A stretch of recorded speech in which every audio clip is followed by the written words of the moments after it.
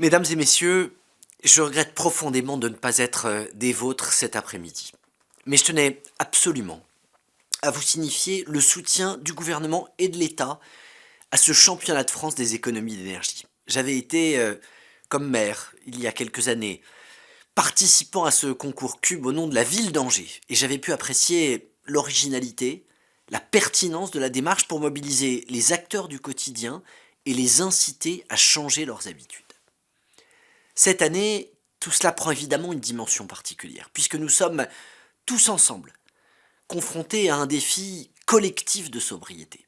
Mais ce qui est vrai pour cet hiver, plus largement, doit être notre règle dans la perspective de la transition écologique.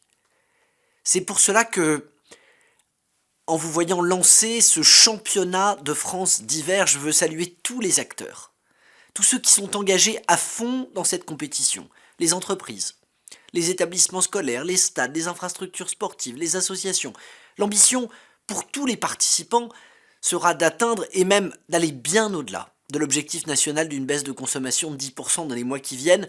Vous concourez donc directement à une action collective d'intérêt national. En juillet dernier, à l'université de la ville de demain, je vous indiquais que l'État prendrait sa part.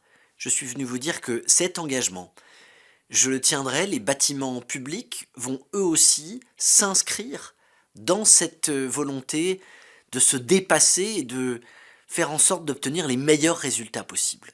Vous avez décidé de donner une dimension ludique à cet effort collectif.